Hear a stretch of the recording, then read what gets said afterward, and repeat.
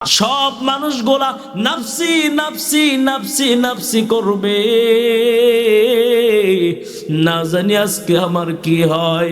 আদম নবী ভয় পাইবে, ইব্রাহিম নবী ভয় পাইবে, মুসা নবী ভয় পাইবে, ঈসা নবী ভয় পাইবে। সব নবীরা যেদিন ভয়ে থরথর করে কাঁপতে থাকবে, আমার নবী ওই দিন মাকামে মাহমুদের মধ্যে সাজদায় পড়িয়া আল্লাহ রাব্বুল আলামিনের কাছে চাইতে থাকবে। আল্লাহ বলবেন, ও বন্ধু, আপনি আজকে মাথা উঠান, সাল মা তোতা মা সেটা, আপনি যা চান আপনি তাকে তাই আপনাকে আজকে দেওয়া হবে। আমার নবী বলেন, দুনিয়াতে আল্লাহ রাব্বুল আলামিন প্রত্যেকটা নবীকে এক একটা অফার দান করেছিলেন, দোয়া কবুলের একটা অফার। আমি আমার এই দোয়া কবুলের অফারটা আমি দুনিয়াতে কাজে লাগাই নাই, আখিরাতের মধ্যে আমি একটা কাজে লাগাইবো। উম্মত রে, ওই দিন মাকামে মাহমুদের মধ্যে যেদিন সেজদায় পড়িয়া যাইব, সেজদায় পড়ার পর আল্লাহ রাব্বুল আলামিন বলবে, ও নবী আমার, আপনার মাথা উঠান, আপনার কান্না আমি সহ্য করতে পারি না। নবী বলেন, ওই দিন আল্লাহর কাছে চাইতে বলা হবে, আমি আল্লাহর কাছে চাইব।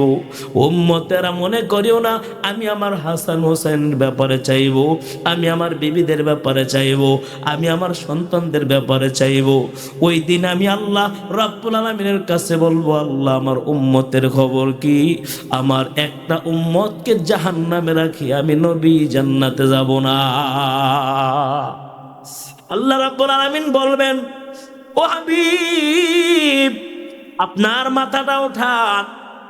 আমি আল্লাহ রাব্বুল আলামিন আপনার সাথে ওয়াদা করলাম, আপনার উম্মতের যদি কেউ সরিষার দানা পরিমাণ ঈমান নিয়ে দুনিয়া থেকে আসে, আমি আল্লাহ রাব্বুল আলামিন আজকে সবাইকে মাফ করে আপনার সাথে জান্নাত দান করিয়া দেব। নবী বলেন, তারপরে আমি আবার সাজদায় পড়িয়া যাইব। আল্লাহ বলেন, ও হাবিব, আপনি এবার কি চান? বলে, আল্লাহ গো, আমি আমার উম্মতকে চাই। বলে, আপনার উম্মতের যদি সরিষার দানার অর্ধ দানা পরিমাণও ঈমান নিয়ে কেউ যদি দুনিয়া থেকে আসে, আমি আল্লাহ রাব্বুল আলামিন তাদেরকে জান্নাতের মেহমান বানায় দিব। আমার নবী বলেন, এরপরও আমি আবার সাজদার মধ্যে পড়িয়া যাইব মাকামে মাহমুদের মধ্যে। আল্লাহ তাআলা বলবে, ও হাবিব, আবার কেন আপনি সাজদায় পড়লেন? আমার নবীকে আমার নবী ডাক দিয়া বলবে, আল্লাহ, আমার উম্মতের মধ্যে আরো গুনাহগার আছে, যারা নাকি সরিষার দানা পরিমাণ অর্ধ দানা পরিমাণ ঈমান নিয়ে আসতে পারে নাই। এদের ব্যাপারও আপনার কি ফয়সালা? না জানি আমি জান্নাতে যাব না। আল্লাহ তাআলা বলবেন, নবী গো, আপনার উম্মতের যদি কেউ বিন্দু পরিমাণ ঈমান নিয়েও দুনিয়া থেকে আসে, এক জাররা পরিমাণ ঈমান নিয়েও যদি দুনিয়া থেকে আসে, জাররা কাকে বলা হয়? বলে, ওই যে ঘরের ছিদ্র দিয়া, বেড়ার ছিদ্র দিয়া, টিনের ছিদ্র দিয়া সূর্য উঠলে যেরকম সূর্যের ছিদ্রটার মধ্যে ছোট ছোট ছোট ছোট ধুলাবালি উঠতে থাকে, এই একটা ধুলাকে বলা হয় জাররা। আল্লাহ বলেন, এই জাররা পরিমাণ ঈমান নিয়েও যারা দুনিয়া থেকে আসবে, আমি আল্লাহ রাব্বুল আলামিন তাদেরকে জান্নাতের মেহমান বানায় দিব। জোরে বলেন না আল্লাহু আকবার। এই আল্লাহর গোলাম, এই ঈমানের কত দাম! যে বান্দা ঈমান নিয়ে দুনিয়া থেকে যাবে, আল্লাহ রাব্বুল আলামিনের উপর ঈমানের উপর ইস্তেকামত থাকবে, যে বান্দা ঈমান নিয়ে দুনিয়া থেকে যাইতে পারবে, তার কোনো ভয় নাই। আমার নবী তাকে সুপারিশ করি আল্লাহর জান্নাতের মধ্যে নিয়ে যাবে। রে বাবা, এই ঈমান দুনিয়াতে যেরকম ভাবে ঈমানদারকে আল্লাহ তাআলা হেফাজত করেন, আখিরাতের মধ্যে ঈমানের বদলতে আমাকে আপনাকে আল্লাহ হেফাজত করবেন।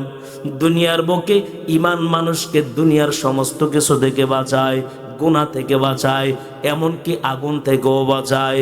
উসমান হারুনী রহমাতুল্লাহি আলাইহি রাস্তা দিয়ে হাঁটতেছেন, হঠাৎ করে তাকা দেখলেন একটা বিশাল অগ্নি পূজকের দলেরা আগুনের পূজা করে। ওই উসমান হারুনী বলেন, কি ব্যাপার, তোমরা কেন আগুনের পূজা করো?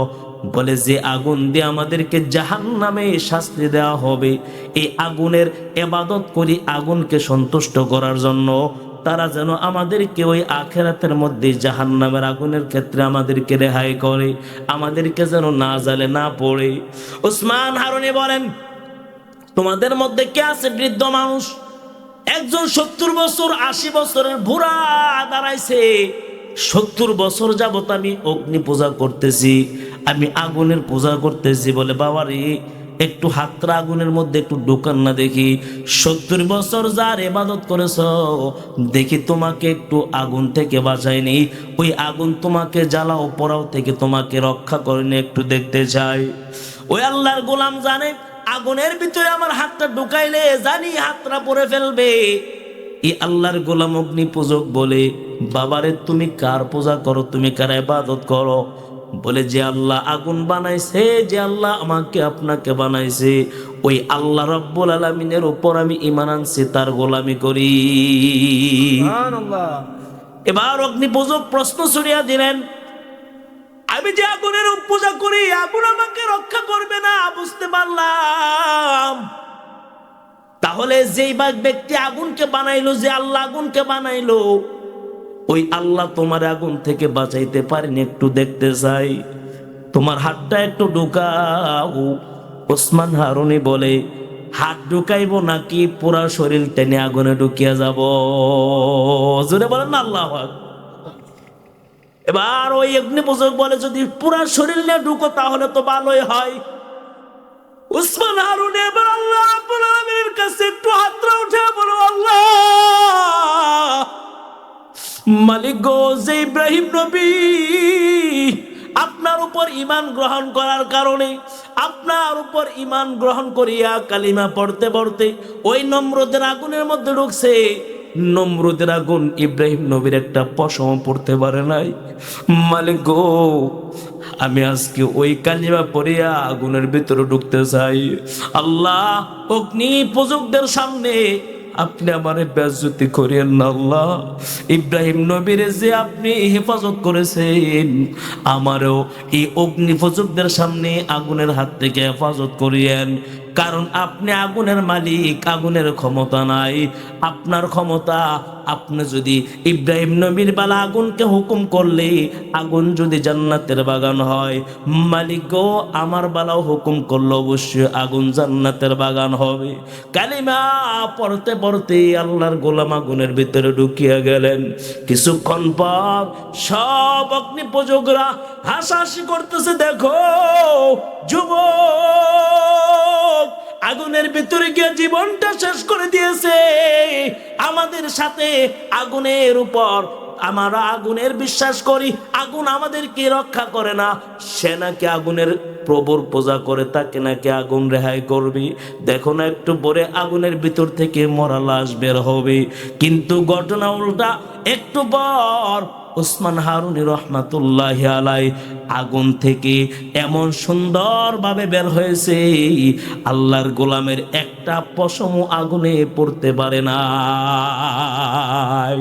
ইয়া এলাহি মুঝসে মুঝকো দূর কর, তাকে দেখো মুঝ মে তুঝকো এক নজর, হর গরি দেনে কো তু তৈয়ার है जो न मंगे उससे तू बेजार है, कादर कुदरत दारी बर कमाल, अंता रब्बी अंता हसबी जुल জালাল। ক্ষমতার মালিককে জোরে বলেন না, এই ক্ষমতার মালিককে, যে আল্লাহ রাব্বুল আলামিন আমাকে আপনাকে বানাইছেন, যে আল্লাহ আমাকে আপনাকে হায়াত দান করলেন, যে আল্লাহ আপনি আমাকে আবার মৃত্যু দান করবেন, যে আল্লাহ আমাকে আপনাকে রিজিক দেয়, যে আল্লাহ রাব্বুল আলামিন অসম্মানী থেকে সম্মান আল্লাহ তাআলা দান করে, যে আল্লাহ রাব্বুল আলামিনের কাছে অসুস্থ হইলে আল্লাহর কাছে সুস্থতা চাইলে আল্লাহ সুস্থতা দেয়, যে আল্লাহ রাব্বুল আলামিন আমার আপনার সব হাজাত গুলা পুরা করে, এ আল্লাহর বিরুদ্ধে যদি কোনো বেঈমান কথা কয়, যদি আল্লাহ রাব্বুল আলামিনকে নিয়ে কোনো বেঈমান কটূক্তি করে, আমরা আল্লাহর বান্দারা ওই বেঈমানকে একটা ইঞ্চি পরিমাণও ছাড় দিতে পারি না, ঠিক কিনা? জোরে বলো, জোরে বলো, ঠিক কিনা?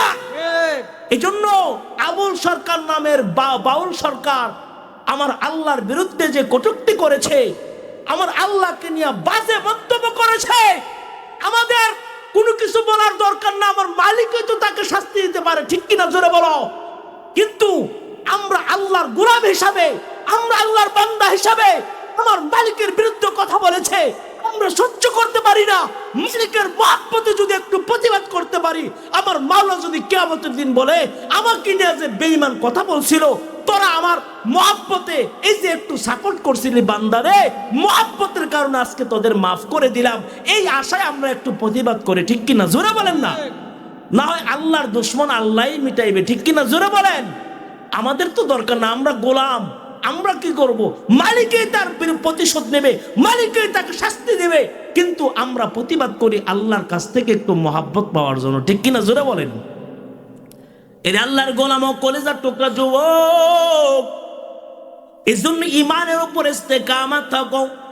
ইন্নাল্লাযীনা ক্বালু রাব্বুনাল্লাহ সুম্মা ইসতাকামু তাতানাজ্জালু আলাইহিম, আল্লাহ রাব্বুল আলামিন বলেন, যারা আমি আল্লাহ রাব্বুল আলামিনকে রব হিসাবে স্বীকার করলো, তারপরে সে রববিয়তের উপর ইস্তেকামাত থাকলো, মৃত্যু পর্যন্ত সে ঈমান থেকে নড়ে না। ভূমির উত্তপ্ত বালুকার মধ্যে উপরে পাথর দিয়ে তাকে শাস্ত্রানো হইতো, এমন ভাবে শাস্তি দেওয়া হইতো, বেলাল বলে এই মুহূর্তের মধ্যে আমি আমার কলিজাটাকে বাঁচাইতাম, অন্তরটাকে বাঁচাইতাম। এই মুহূর্তের মধ্যে যখনই আমি আমার মাওলার একটু জিকির করতাম, আহাদ শব্দটা বলতাম, বলার সঙ্গে সঙ্গে আমার যত কষ্ট আছে সব কিছু আমি ভুলিয়া যাইতাম। ঈমান কাকে বলা হয় দেখেন না, ইস্তেকামাত কাকে বলা হয়, ঈমানের উপর ইস্তেকামাত কাকে বলা হয়। হযরত আবু বকর সিদ্দিক রাদিয়াল্লাহু তাআলা আনহু মাঝে মধ্যে যাইতেন, ওই বেলালকে যেদিক দিয়ে শাস্তি দেওয়া হয় রাস্তা দিয়ে আবু বকর মাঝে মধ্যে যাইতেন, আর ডাকে বলতো, রে বেলাল,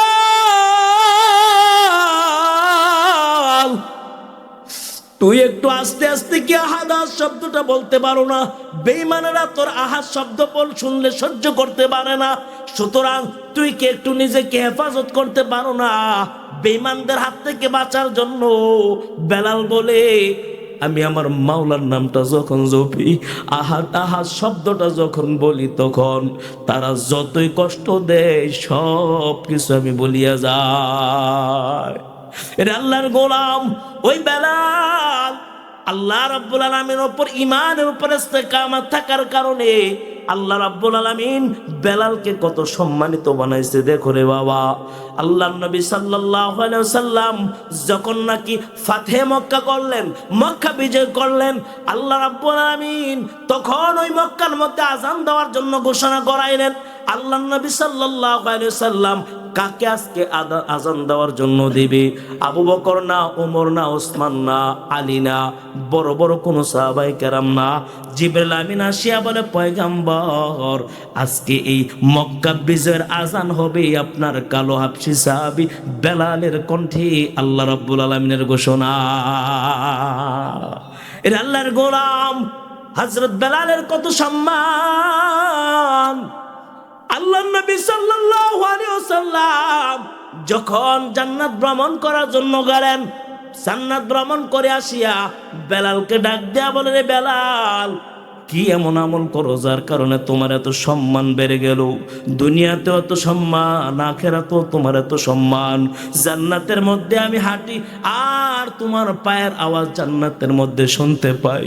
বেলাল রে, তোর এত সম্মান কেমনে হয়েছে? বলে, নবী গো, আপনার সুন্নতের উপর আমল করার কারণে, আপনার মহাব্বত আর আমার আল্লাহর মহাব্বত অন্তরের আসারা, এছাড়া আমার আর কোনো পুঁজি নাই গো নবী আমার। আল্লাহর নবী সাল্লাল্লাহু আলাইহি ওয়াসাল্লাম যখন মদিনায় চলিয়া গেলেন, মদিনায় যাওয়ার পর ইসলামের বিজয় যখন ইসলামের মধ্যে কাফের বেঈমানেরা কালিমা পড়িয়া পড়িয়া মুসলমান হইতেছে। বড় বড় শিক্ষিত সাহাবায়ে কেরাম যখন কালিমা পড়ে মুসলমান হইতেছে, ওই সময়ের মধ্যে হযরত বেলাল আজান দেয়, কিন্তু বেলালের আজানটা একটু অস্পষ্ট, বেলালের জবানের মধ্যে একটু জড়তা আছে। কারণটা কি? বলে যা বেলাল যখন আহাদ আহাদ শব্দ বলতো, উমাইয়া জবানটাকে ধরিয়া গাছের সাথে বেলালের জবানটার মধ্যে পেরাক মারিয়া দিছিল। এই কারণে বেলালের জবানটা একটু অস্পষ্ট, আশহাদু বলতে পারে না, আসাদু বলে।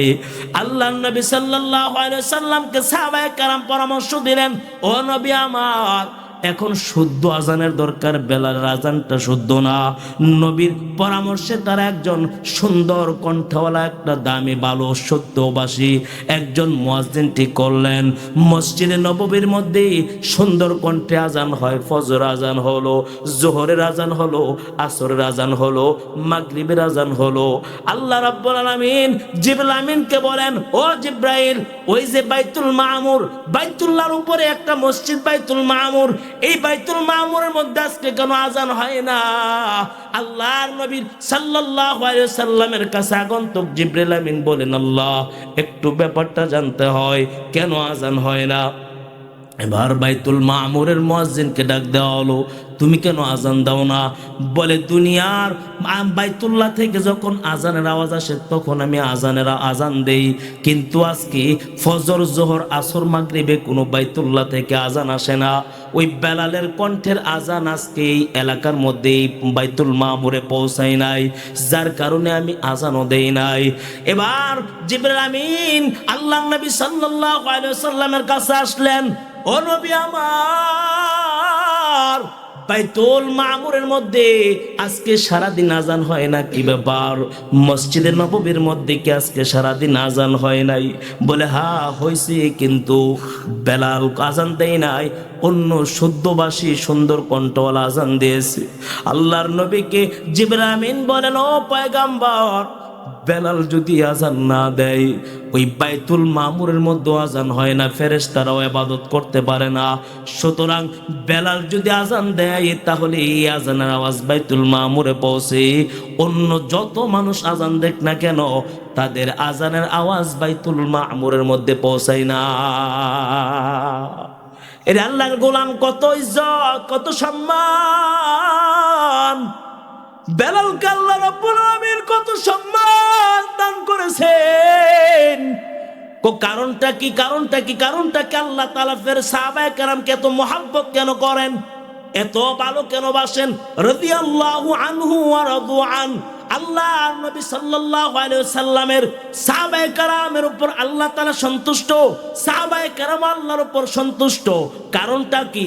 সাহাবায়ে কেরামের উপর আল্লাহ কেন সন্তুষ্ট? বলে, সন্তুষ্ট হওয়ার কারণ সাহাবায়ে কেরাম আমার নবীর উপর মহব্বত, আমার নবীকে ভালোবাসে, আমার নবীর মহব্বত তাদের দিলের মধ্যে লালন করে। এত পরিমাণ মহব্বত নবীর জন্য সাহাবায়ে কেরাম এত বেশি মহব্বত করেন। এই জন্য আল্লাহ রাব্বুল আলামিন বলেন, কুল ইন কুনতুম তুহিব্বুনাল্লাহ,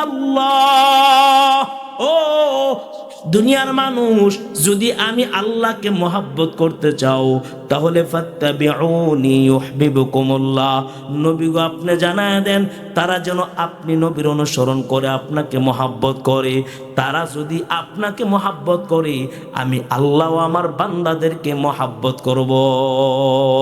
জোরে বলেন আল্লাহু আকবার। এর আল্লাহর গোলাম সাহাবায়ে কেরাম কি পরিমাণ মহব্বত করতো আমার নবীকে। আল্লাহর নবী সাল্লাল্লাহু আলাইহি সাল্লামের দুশমন আব্দুল্লাহ ইবনে উবাই ইবনে সালুল, মদিনার সবচেয়ে বড় মুনাফিকের নাম। ওই মুনাফিকের ছেলে আব্দুল্লাহ আমার নবীর উপর কালিমা পড়ে মুসলমান হয়েছে। তার বাবাকে বড় মহব্বত করে, বড় ভালোবাসে। মৃত্যুর সময় তার বাবার জন্য নবীর কাছ থেকে একটা কাপড় চাইছিল। আল্লাহর নবী, আপনার একটা জুব্বা মুবারক দেন, আমার বাবার মৃত্যুর পরে যেন আল্লাহ তাআলা জুব্বার উসিলায় আমার বাবাকে মাফ করিয়া দেয়। নবী গো, আপনি আমার বাবার জানাজার নামাজ পড়াইবেন। এত মহাব্বতের বাবা, ওই মহাব্বতের বাবা ব্যাপারে ওই আব্দুল্লাহ একদিন বলে, নবী আমার বাবা আপনাকে কষ্ট দেয়, যদি আপনি আমাকে অনুমতি দেন আমার বাবার মোহাব্বতের বাবার গর্দানটা কাটিয়া নবী আপনার সামনে আমি রাখিয়া দিতে পারবো। জোরে বলেন না আল্লাহু আকবার। মোহাব্বত কি দেখেন না, ভালোবাসা কি নবীর প্রতি। এটা আল্লাহর গোলাম আল্লাহর নবী সাল্লাল্লাহু আলাইহি ওয়াসাল্লামের একটা ছোট্ট সাহাবী আল্লাহর নবী সাল্লাল্লাহু আলাইহি ওয়াসাল্লামকে এত বেশি মোহাব্বত করেন, তলহা ইবনে বারা রাদিয়াল্লাহু তাআলা আনহু বাবার সাথে নবীর সাথে মোলাকাত করার জন্য আসলেন। আল্লাহর নবী সাল্লাল্লাহু আলাইহি ওয়াসাল্লামের সাথে যখন মোলাকাত করলেন, নবীর সাথে মোলাকাত করিয়া তলহা বলে, নবী গো, আমি আপনার বড় মোহাব্বত করি, ভালোবাসি। নবী বলেন, কেমন মোহাব্বত করো? তোমার মোহাব্বতের একটু পরীক্ষা আমি নিতে চাই। দুনিয়ার সব মানুষ কেউ কাউকে যখন ভালোবাসে, কারোর সাথে কেউ সম্পর্ক করে, কেউ যদি বলে ভাই আমি আপনার মোহাব্বত করি, প্রেমিক যদি প্রেমিকারে বলে তোমার মোহাব্বত করি, এই মোহাব্বতের একটু পরীক্ষা নেয়, আসলে কি মোহাব্বত করে কি করে না। আল্লাহ নবী সাল্লাল্লাহু আলাইহি ওয়াসাল্লাম তালহাকে ডাক দিয়া বললেন, তালহা তুই যে আমারে মোহাব্বত করো, তুমি যে আমাকে ভালোবাসো, একটু পরীক্ষা নিতে চাই। কোমর থেকে খঞ্জরটা বের করে, ওই যে তোমার বাবা বারা ওই যে দাঁড়ায় আছে দেখো, যদি তোমার বাবার গর্দানটা কাটিয়ে আমি নবীর সামনে আনতে পারো, তাহলে বুঝতে পারবো আমি নবীকে তুমি বড় মোহাব্বত করো। এবার বারা দাঁড়ায় আছে দূরের মধ্যে, তালহা রাদিয়াল্লাহু তাআলা আনহু কোমর থেকে খঞ্জরটা বের করিয়া তার বাবার দিকে একটা দৌড় দিলেন তার গর্দানটা কাটার জন্য। নবী ডাক দিয়ে বলে, তালহা রে একটু দাঁড়াও, আমি নবী কারো বাবার মাথা কাটিয়া মোহাব্বত প্রমাণ করার জন্য দুনিয়াতে আসি নাই, কাউকে কষ্ট দেওয়ার জন্য আমি নবী দুনিয়াতে আসি নাই। আমি নবী তো দুনিয়াতে আসছি রাহমাতুল লিল আলামিন হিসাবে। আমার নবী ছিল রাহমাতুল লিল আলামিন। নবী যখন ওই তায়েফের ময়দানে দাওয়াত দিতে গেছে, আল্লাহর নবী সাল্লাল্লাহু আলাইহি ওয়াসাল্লাম তায়েফবাসীকে, মক্কার মানুষ যখন নবীর দাওয়াত গ্রহণ করে না, নানার দেশ তায়েফের মধ্যে নবী চলে গেলেন দাওয়াত দেওয়ার জন্য, দাওয়াত দেয়, কিন্তু তায়েফের বেঈমানেরা আমার নবীর দাওয়াত গ্রহণ করে না, বরং তারা ছোট ছোট বাচ্চাদেরকে লাগায় দিলেন, যাও মুহাম্মদ পাগল নিজের দেশের মানুষকে কথা না শোনাইয়া আমাদের উপর আসিয়া তার কথা শোনাইতে চায়, আমাদেরকে আমাদের বাপদাদার ধর্ম থেকে দূরে সরাইতে চায়, তাকে তাড়াতাড়ি আমাদের তায়েফ থেকে দূরে সরাইয়া দাও, পাথর মারিয়া মারিয়া তাকে তায়েফ থেকে দূরে সরাইয়া দাও। আল্লাহর নবী সাল্লাল্লাহু আলাইহি ওয়াসাল্লাম যখন তায়েফ থেকে বের হইতেছে, ছোট ছোট বাচ্চারা হাতের মধ্যে পাথর নিয়ে আমার নবী কেমন ভাবে পাথর মারা শুরু করলেন, নবীর শরীর থেকে রক্ত মুবারক ঝরা শুরু হয়ে গেল। আল্লাহর নবী সাল্লাল্লাহু আলাইহি ওয়াসাল্লামের রক্ত মুবারক পায়ে দিয়ে এমন ভাবে পড়া শুরু হয়ে গেছে, জুতা মুবারকের সাথে পাও মুবারক গাঁঠা লাগিয়া গেল। নবী আমার দুর্বল হয়ে পড়িয়া যায়, আর তায়েফের ছোট ছোট বাচ্চারা নবীকে আবার উঠায়া পাথর মারে। আল্লাহর নবীর হালত দেখিয়া আসমানের ফেরেশতারা কাঁদে, ও আল্লাহ আপনার বন্ধুর সাথে কি ব্যবহার, যে নবীর না বানাইলে আপনি আসমান জমিন কিছুই বানাইতেন না, ওই বন্ধুর সাথে এত ব্যবহার, খারাপ ব্যবহার করতেছে তায়েফবাসী। আল্লাহর নবীর কাছে আসিয়া বলে, নবী গো একটু যদি অনুমতি দেন, ওই তায়েফবাসীকে দুই পাশের দুই পাহাড় দিয়া ওই তায়েফবাসীকে দুনিয়া থেকে চিরতরে বিদায় করিয়া দিতে চাই। ফেরেশতারা আমার এই তায়েফবাসীর মানুষগুলো আমাকে চিনতে পারে নাই, হতে পারে পরবর্তীতে তাদের সন্তান যারা আসবে তারা আমি নবীর উপর ঈমান গ্রহণ করবে, আমি নবীর উপর কালিমা গ্রহণ করিয়া তারা মুসলমান হবে। আমি নবী কাউকে বদদুয়া করিয়া দুনিয়া থেকে ধ্বংস করার জন্য আসি নাই, আমি নবী তো দুনিয়াতে আসছি রাহমাতাল লিল আলামিন হিসাবে। ইমামুল আউয়ালিন আল আখিরিন বাহরে সাদকা রাহমাতান লিল আলামিন সাইয়্যিদুল কাউনাইন খাতামুল মুরসালিন আখিরামত বুদে ফখরুল আউয়ালিন শুদ্ধ ওজোদাস রাহমাতাল লিল আলামিন মসজিদে ও শুদ্ধা মারুয়ে জমিন। এর আল্লাহর গোলাম নবী শুধু দুনিয়াতে রহমত নয়, আখিরাতেও আমার নবী রহমত। আল্লাহর নবী সাল্লাল্লাহু আলাইহি ওয়াসাল্লাম বলেন, সব নবীরা যখন জান্নাতের গেটে চলে যাবে আর রেদওয়ান ফেরেশতাকে বলবে, রেদওয়ান ফেরেশতা জান্নাতের গেটটা খুলিয়া দাও। রেদওয়ান ফেরেশতা বলবে, যার হাতে জান্নাতের চাবি তিনি তো এখনো ময়দানে মাশরের মধ্যে ঘোরাঘুরি করে। নবী বলেন, ওই দিন আমি একবার হাউজে কাউসারের গোড়ায় দৌড়াইবো, একদিন এক সময় আমি ওই মিজানের পাল্লায় গোড়ায় দৌড়াইবো, এক সময় আমি ওই যে ফুলসিরাতের ব্রিজের গোড়ায় দৌড়াইবো।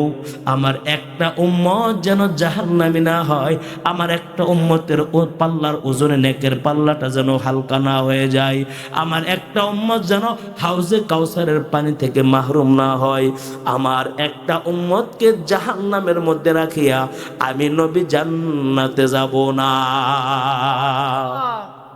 ওগো নবীর উম্মতেরা, তোমরা হয়ে আজি দিশে হারা, কোরআন হাদিসের চলো যখন যাহা চাই মনে, নবী বিনে কে তরাবে ফুলসিরাত মিজানে, নবী বিনে কে তরাবে ফুলসিরাত মিজানে। খারাপ লাগতেছে আপনাদের? খারাপ লাগে? মনোযোগ করে দেবো। এমন এতিম নবী আমার,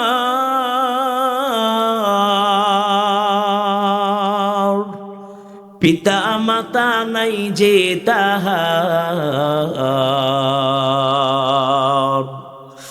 এমন এতিম নবী আমার,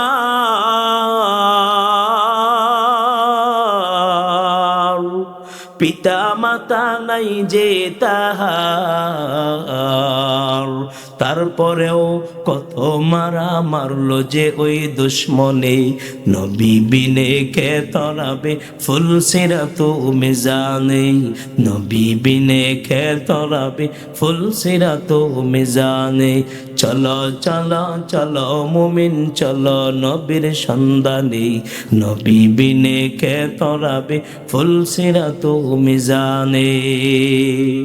এর আল্লাহর গোলাম তালহা ইবনে বারা রাদিয়াল্লাহু তাআলা আনহু আল্লাহর নবীকে কি পরিমাণ মহব্বত করেন। আমার নবী ডাক দিয়া বললেন, তালহা রে, আমি নবী কাউকে কষ্ট দিয়ে আমার মহব্বত প্রমাণ করতে চাই না, কারণ আমি দুনিয়াতে আসছি রহমাতুল লিল আলামিন হিসাবে। সন্তানের হাতে বাবার খুন হওয়ার জন্য আমি নবী দুনিয়াতে আসি নাই। আল্লাহর নবী সাল্লাল্লাহু আলাইহি ওয়াসাল্লাম তালহার বাবাকে ডাক দিয়ে বলো, বড়া এদিকে আসো, আমার তলহারে আমি বড় মহাব্বত করি, ভালোবাসি। তলহা যেমন আমারে মহাব্বত করে, আমিও কিন্তু তলহারে বড় মহাব্বত করি। যাও তলহারে নিয়ে বাড়িতে চলিয়া যাও। তলহা যদি অসুস্থ হয়, তলহা যদি ঘটনাক্রমে কখনো মৃত্যুবরণ করিয়া ফেলে আমার আগে, তুমি কিন্তু আমাকে অবশ্যই জানাইবা, আমার না জানাই তার দাফন কাফন করবা না। তালহার বাবা এবার তালহাকে নিয়ে যখন রওনা হয়, মনে মনে চিন্তা করে, কি ব্যাপার, আমার সন্তান ছোট, নবী কেন এই ভবিষ্যৎবাণী করলো? তালহা যদি মৃত্যুবরণ করে নবীকে সংবাদ দেওয়ার জন্য, বুঝতে আর বাকি নাই, আমার তালহা মনে হয় আর বেশি দিন দুনিয়ার বুকে বাঁচবে না। তালহার বাবা যখন তালহাকে বাড়িতে নিয়ে চলে গেলেন, কয়েক মাস অতিবাহিত হওয়ার পর নবীর কানে সংবাদ আসলো, নবী আমার, আপনার তালহা দুনিয়ার বুকে নাই, দুনিয়া থেকে বিদায় নিয়ে চলে গেল। আল্লাহর নবী সাল্লাল্লাহু আলাইহি ওয়াসাল্লাম আবু বকর সিদ্দিক রাদিয়াল্লাহু তাআলা আনহুকে নিয়া যখন তলহার বাড়ির দিকে রওনা হয়ে গেলেন, তলহার বাড়িতে গেছেন। তলহার বাড়িতে যাওয়ার পর যা দেখে তার বাবা ঘরের দরজার সামনে বসিয়া বসিয়া কান্না করে, চোখের পানি ফেলায়। একটা মাত্র সন্তান দুনিয়া থেকে চলে গেল। আল্লাহর নবী ডাক দেয়া বলে, ও তলহার বাবা, আমার মহাব্বতের তালহা কই? আমার মহাব্বতের তালহার লাশটা একটু তাড়াতাড়ি আমার সামনে নিয়ে আসো। আমি নবী আজকে আমার তালহার নিজের হাতে গোসল দেব, নিজে আমি জানাজার নামাজ পড়াইব, আমি নিজের হাতে আমার তালহাকে আমি দাফন করব। তালহার বাবা ডাক দিয়া বলল, নবী আমার, তালহা তো আজকে থেকে 2 দিন আগে দুনিয়া থেকে বিদায় নিছে নবী। তলহাকে তো দাফন করে ফেলেছি গো নবী। আল্লাহর নবী বলেন, কেন কেন? তলহাকে তো আমি বলছিলাম তালহার লাশটা আমি নিজে দাফন করব, আমি নিজে জানাজার নামাজ পড়াইব, তুমি কেন আগে আগে দাফন করিয়া ফেললা? তালহার বাবা বলে, নবী গো, তালহা মৃত্যুর আগে এক আজীব ওসিয়ত করেছিল। ওসিয়ত করছিল, ও আব্বা জান, যদি আমি আগে রাত্রের বেলা দুনিয়া থেকে বিদায় নেই, আমার নবীকে আপনি জানাইবেন না। দিনের বেলা মৃত্যুবরণ করলে নবীকে সংবাদটা দিবেন, নবী যেন আমার জানাজা পড়ায় আমাকে দাফন করে।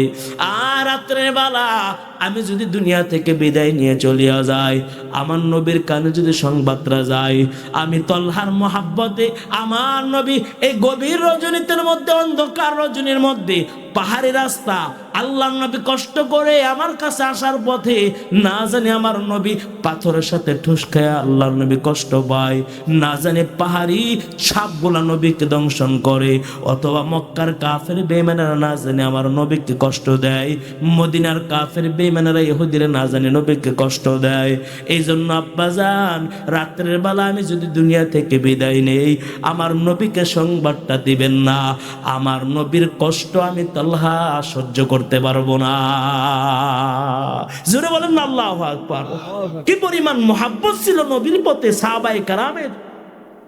এর আল্লাহর গোলাম, ও পর্দার মা, আল্লাহর নবীর একজন সাহাবিয়া মহিলা হযরত খানসানা রাদিয়াল্লাহু তাআলা আনহা নবীকে কি পরিমাণ মুহাব্বত করতো।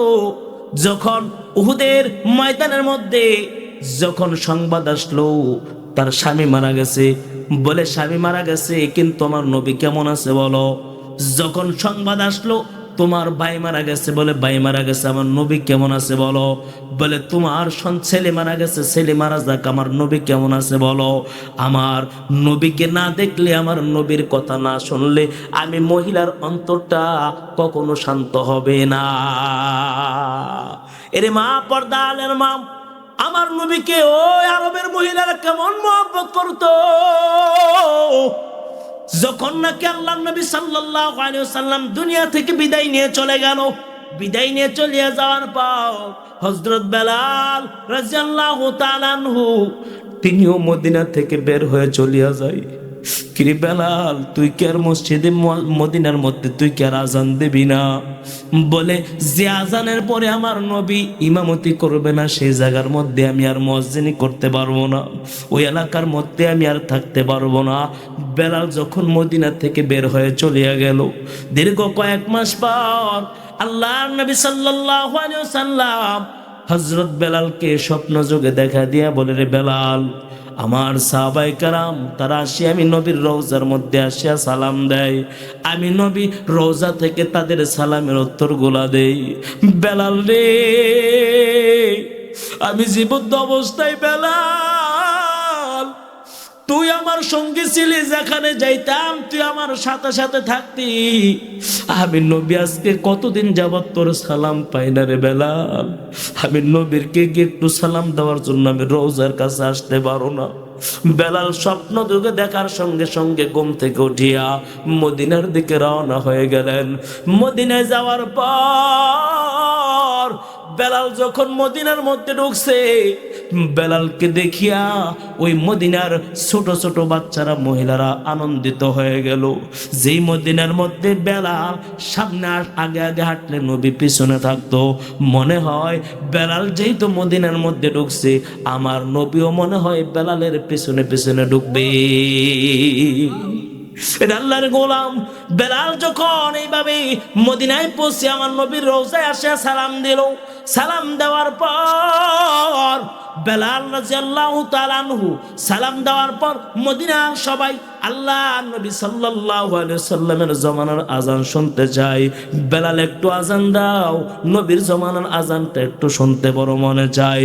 বেলাল বলে না না, আমার নবী নাই দুনিয়াতে, আমি আজান দিতে পারবো না। হাসান হোসেন বলে ও বেলাল নানাজানের জমানার আজানটা একটু শোনায় দাও।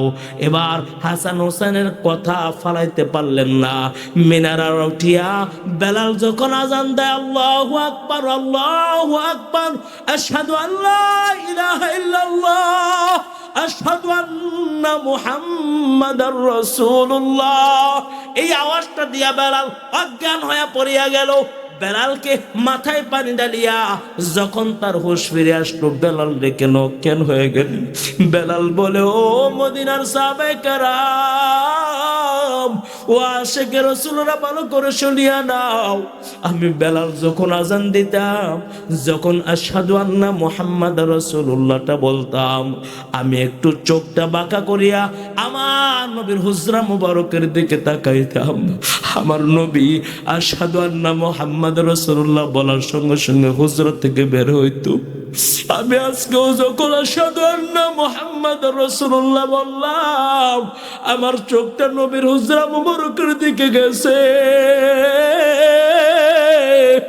আমি যখন আজান দিতাম আমার নবী বের হইতো, কিন্তু আজকে দেখি আমার নবীর ওই হুজরা মুবারকটা বন্ধ, নবী আর বের হয় না। আমি সহ্য করতে পারি নাই, আমি বেলাল অজ্ঞান হয়ে গেলাম নবীর মোহাব্বতে। এর আল্লাহর গোলামেরা, ওই সাহাবায়ে কেরাম নবীকে কি পরিমাণ মোহাব্বত করতো, নবীরে ভালোবাসতো এলাকার মানুষ। আমার নবীরেও তো আমরা মোহাব্বত করতেই পারি না। নবীর বিরুদ্ধে বেঈমানেরা কথা কয়, নবীর বিরুদ্ধে বেঈমানেরা কটূক্তি করে, নবীর খতমে নবুয়ত নিয়া ওই কাদিয়ানীরা টানাটানি করে। কিছু মুসলমান উলামায়ে কেরাম প্রতিবাদ করে, কিন্তু যদি নবীর আশেক হইতো, বাংলার জমিনের প্রত্যেকটা নবীর আশেক এই স্লোগান তুলতো, নবীর পরে নবী নাই, কাদিয়ানী তোদের বাংলার জমিনে কোনো ঠাঁই নাই। ঠিক কিনা বলো? এই কথা বলতে বাধ্য হইতো। কিন্তু এই কথা তো কিছু সমষ্টিগত কিছু মানুষ বলে, আর যারা নবীর আশেক দাবি করে, জিলাপিখোর সিন্নিখোর, যারা বলে আমরা আশিকে রাসূল, কিন্তু সময় মতে যখন নবীর জন্য রক্ত দেওয়ার জন্য সময় আসে, নবীর জন্য যখন রাজপথে নামার জন্য তো এরকম সময় আসে, আল্লাহর নবীর ইজ্জত হেফাজতের জন্য যখন নাকি জীবন দেওয়ার জন্য ডাক আসে, তখন আশেক নামের বন্ডদেরকে তখন আর খুঁজিয়া পাওয়া যায় না। ঠিক কিনা জোরে বলেন? এই জন্য আমরা আমাদের নবীর মহাব্বতে, আমাদের নবীর ভালোবাসায়, যদি আমার নবীর মহাব্বত দিলের মধ্যে থাকে, ভালোবাসা দিলের মধ্যে থাকে, তাহলে আমরা এই কথার উপর ঐক্য থাকবো, বাংলার জমিনের মধ্যে কাদিয়ানীরা মুসলমান হিসাবে থাকতে পারবে না।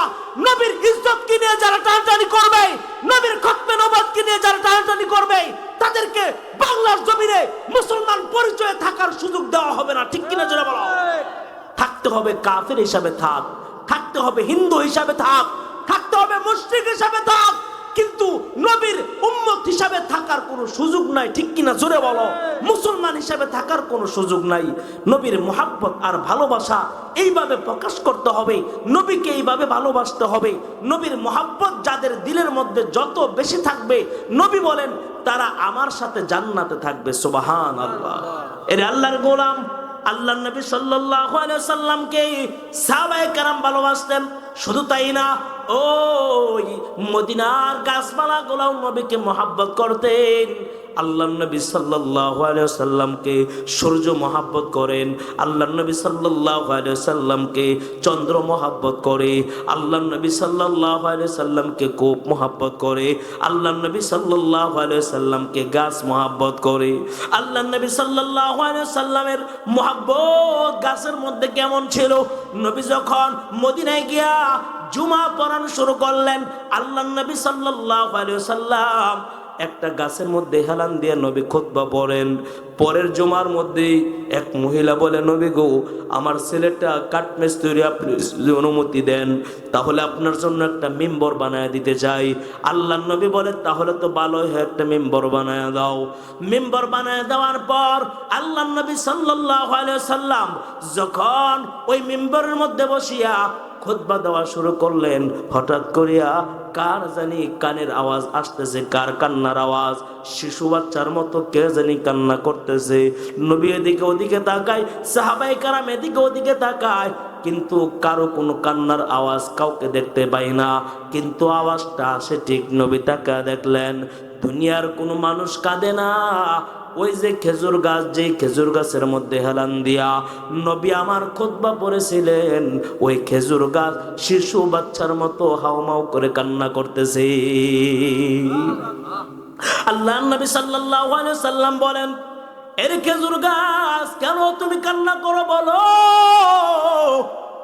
খেজুর গাছ বলে, নবী গো, আপনার বিরহে আমি কান্না করতেছি। নবী আমার, গত জুমার মধ্যে আপনি আমার সাথে হেলান দিয়ে খুতবা পড়ছিলেন।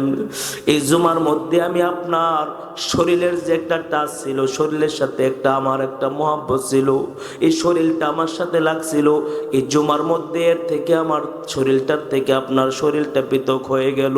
নবী গো, সহ্য করতে পারি না, এই জন্য আপনার মহাব্বতে কান্না করতেছি। আল্লাহর নবী সাল্লাল্লাহু আলাইহি ওয়াসাল্লাম বলেন, এর খেজুর গাছ তুই কি চাও বলো? বলে, নবী গো, আমি আপনার সাথে জান্নাতের মধ্যে থাকতে চাই। আল্লাহর নবী সাল্লাল্লাহু আলাইহি ওয়াসাল্লাম বলেন, ও সাহাবায়ে কেরাম, খেজুর গাছটাকে কাটিয়া কাফন পরায়া দাফন মাটির মধ্যে দাফন করিয়া দাও। ময়দানে মাশরে আল্লাহ রাব্বুল আলামিন যেদিন আমাকে জান্নাত দান করবে, এই খেজুর গাছটা আমি নবীর সঙ্গী হইয়া জান্নাতে থাকবে।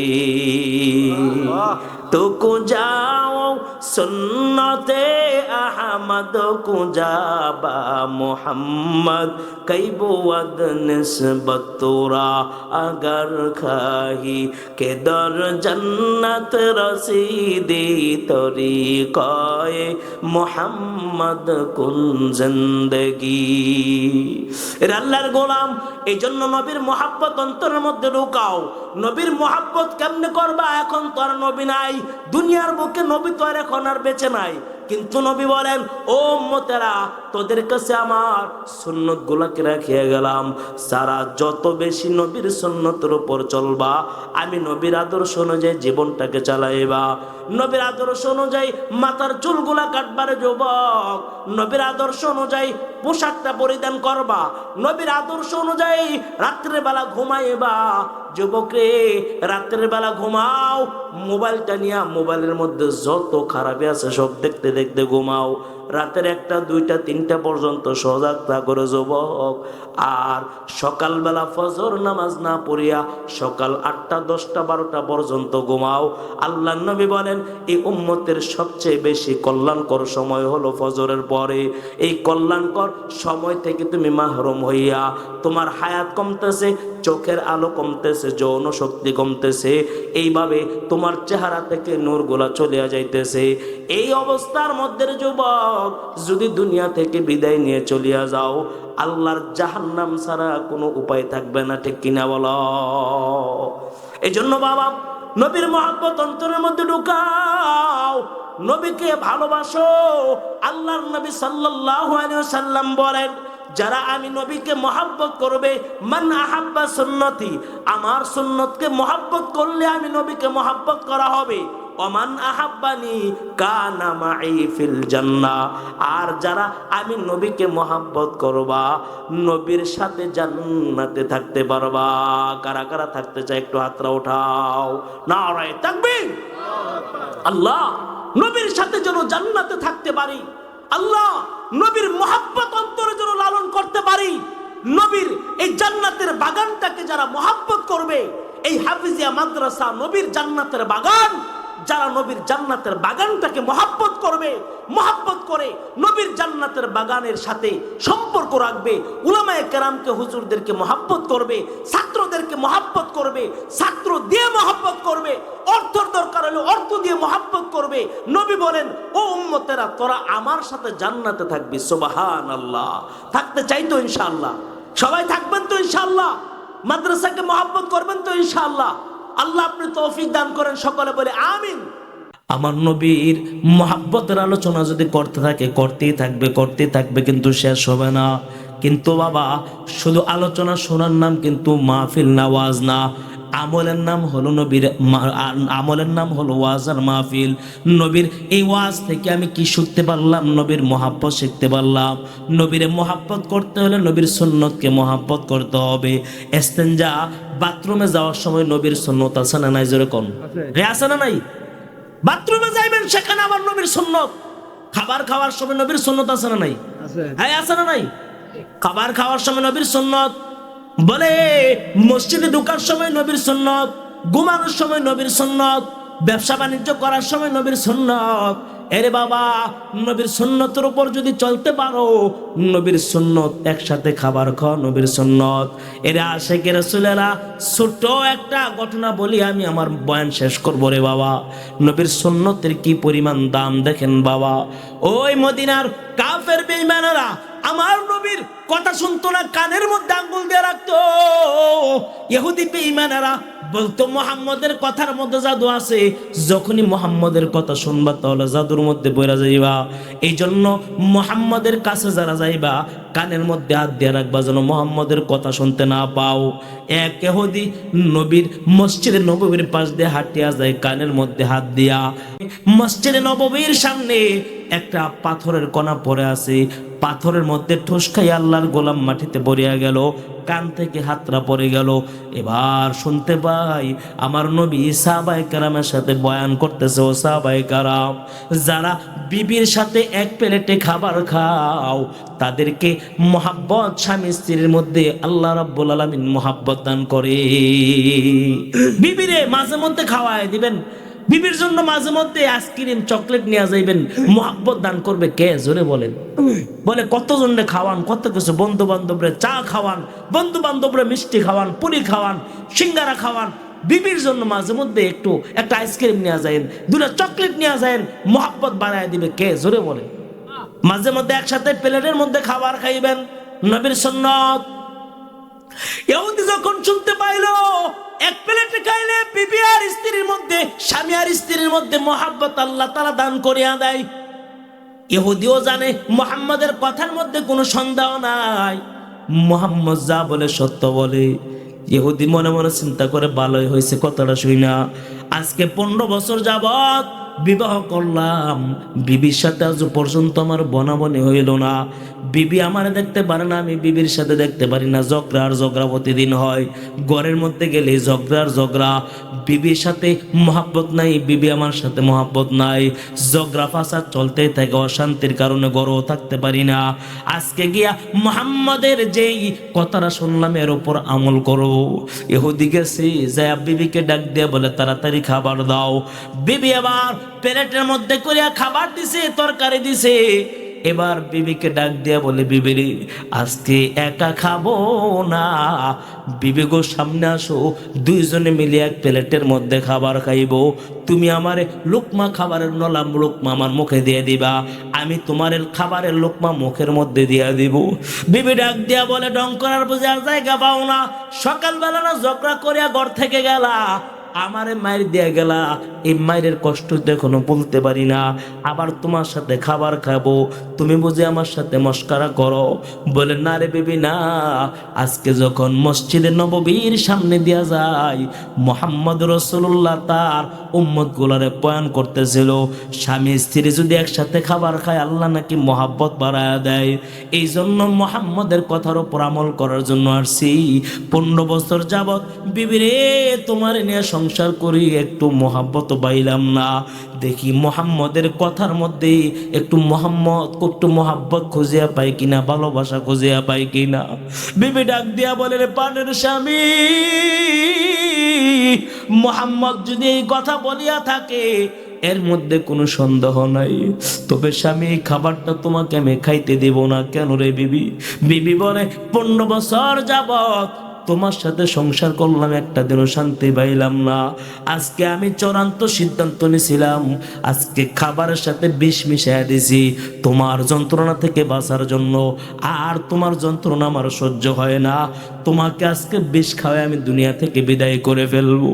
এবার এহুদি চোখ দিয়ে জর জর করে পানি পড়া শুরু হয়ে গেল, আর কান্না করে আমার বিবি মুহাম্মদের কথাটা যদি আজকে আমি না শুনতাম, তাহলে হয়তো আমি আজকে দুনিয়া থেকে বিদায় নিয়ে চলে যাইতাম।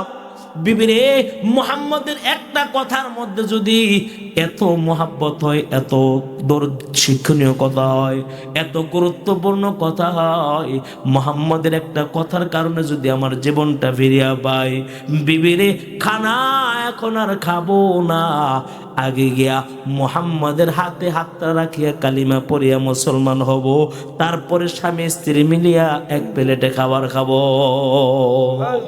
জোরে বলেন না আল্লাহু আকবার। এটা আল্লাহর গোলাম। এই জন্য আমল হলো বড় পুঁজি। যতই বয়ান শুনলাম, আল্লাহর নবী সাল্লাল্লাহু আলাইহি ওয়াসাল্লামের জীবনী শুনলাম, সাহাবায়ে কেরামের মহব্বতের ঘটনা শুনলাম, কিন্তু নবীকে মহব্বত করলাম না, নবীর সুন্নতের উপর আমল করলাম না, জীবনটাকে নবীর সুন্নত অনুযায়ী চালাইলাম না।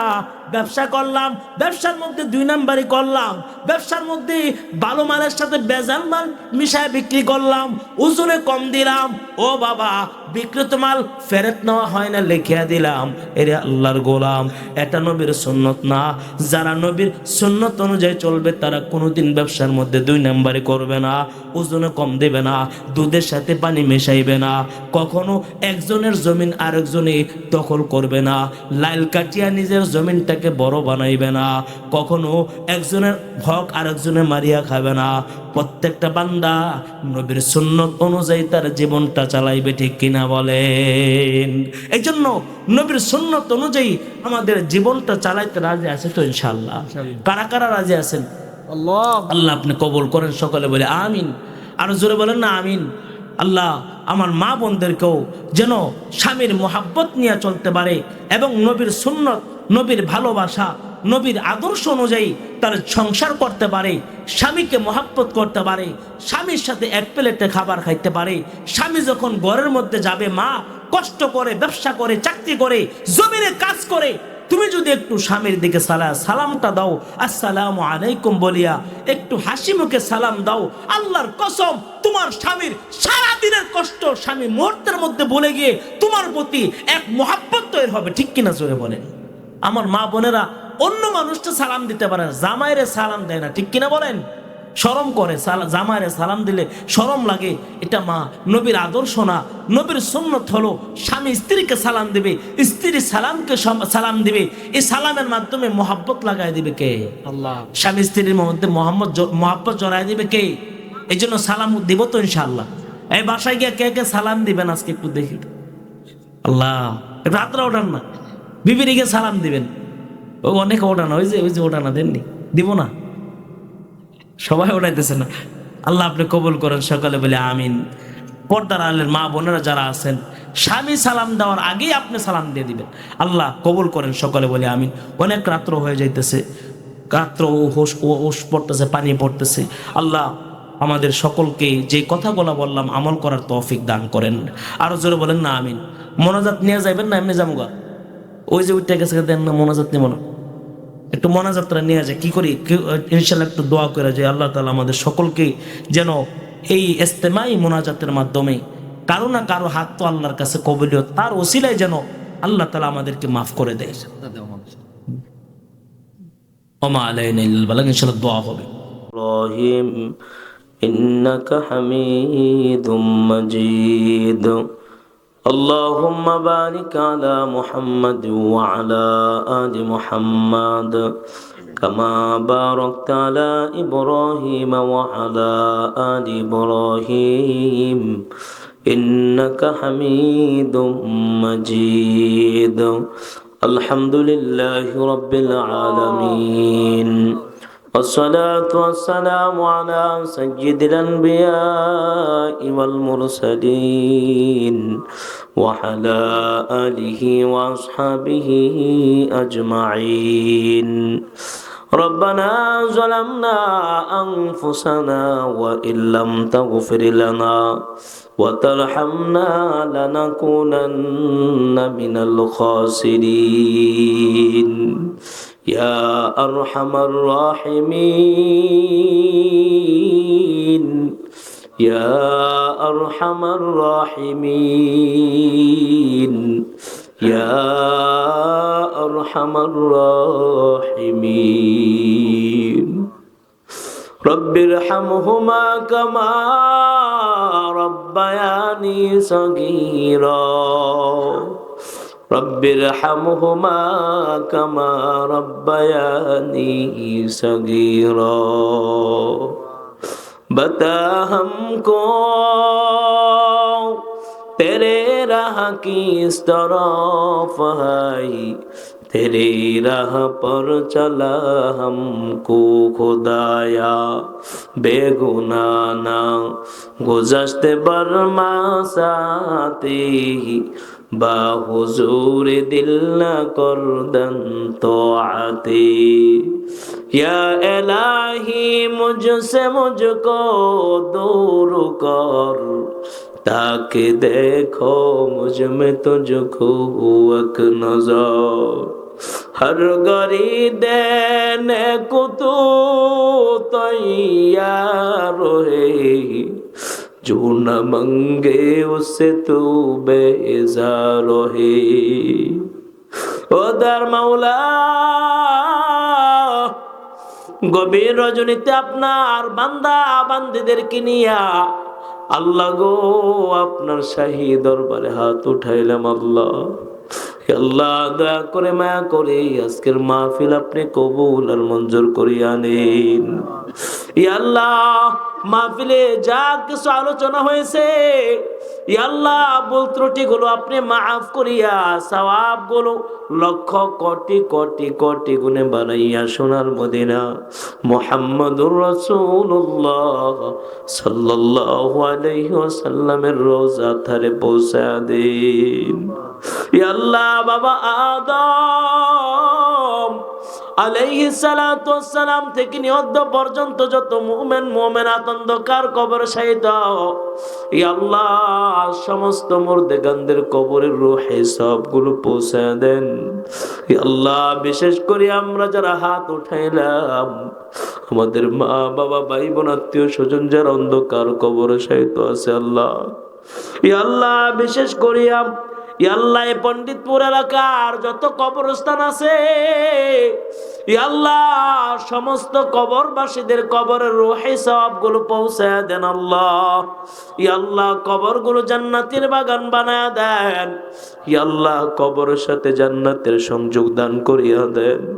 ইয়া আল্লাহ এখানে কত মা হারা ইয়াতীম বাবা হারা ইয়াতীম ইয়া আল্লাহ নিজের কাঁধে করিয়া বাবাকে নিয়া কবরের মধ্যে রেখে আসছে এমন লোকের অভাব নাই। ইয়া আল্লাহ ওই বাবার কবরের হালত আজ পর্যন্ত জানতে পারলাম না, মায়ের কবর হালত আজ পর্যন্ত জানতে পারলাম না। ইয়া আল্লাহ মা বাবার কবরগুলো জান্নাতের বাগান বানায় দেন আল্লাহ। ইয়া আল্লাহ আমরাও তো মরণের সাথে কখন জানি দুনিয়া থেকে চলে যেতে হয়, কখন জানি মালাকুল মউত সামনে চলে আসে, কখন জানি দুনিয়ার সব কিছু ছাড়িয়া অন্ধকার কবরের দিকে রওনা হতে হয়। কোথায় যাবে আমার বাড়ি, কোথায় আমার গাড়ি, কোথায় আমার সম্পদ, কোথায় আমার বিবি, কোথায় আমার সন্তান, কোথায় আমার ক্ষমতা, সব কিছু ছাড়িয়ে অন্ধকার কবরে চলে যেতে হবে আল্লাহ। আল্লাহ ওই অন্ধকার কবরে তো যাব, জাহান্নামের আসামি বানায়া কবরে ডাক দিয়েন না। আল্লাহ জাহান্নামের আযাব সহ্য করতে পারবো না আল্লাহ। ওই জাহান্নামীদেরকে যখন আগুনের মধ্যে পালানো হবে আগুনের গরম পানিগুলো তাদের মুখ দিয়ে খাওয়ানো হবে।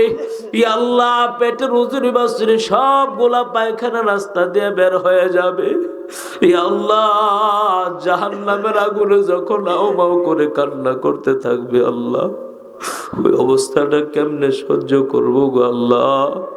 আল্লাহ, আমাদেরকে জাহান্নামের আসামি বানায়েন না আল্লাহ।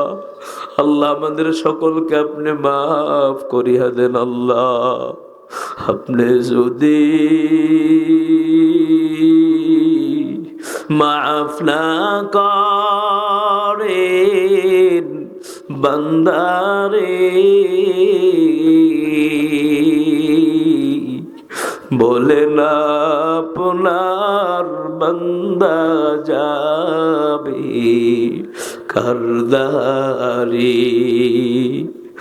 আল্লাহ, দুনিয়ার ভিক্ষুক যখন এক দরজায় ভিক্ষা না পায়, অন্য দরজায় গিয়া ভিক্ষা পায়, মালিক গো, আপনি ছাড়া আমাদের তো আর কোনো দরজা নাই আল্লাহ। আপনি যদি মাফ না করেন বান্দারে,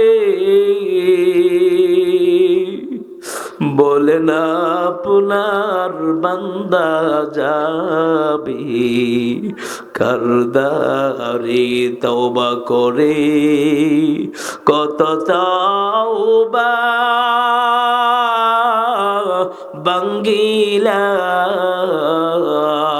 বাঙ্গিলাম, তওবা করে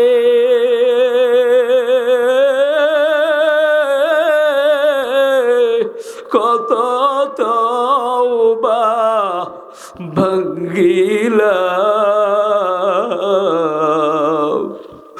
অবশেষে খাটি তওবা করিলাম। ইয়া আল্লাহ, আমাদের জিন্দেগির সব গুনাহগুলো আপনি মাফ করিয়া দেন। ইয়া আল্লাহ, আপনার নেককার বান্দা হিসেবে কবুল আর মঞ্জুর করিয়া নেন। ইয়া আল্লাহ, মাদ্রাসা কবুল করিয়া লন। ইয়া আল্লাহ, মাদ্রাসার সমস্ত হাজাতগুলো আপনি গায়েব থেকে পুরা করিয়া দেন। ইয়া আল্লাহ, উস্তাদ ছাত্রদেরকে কবুল করিয়া নেন।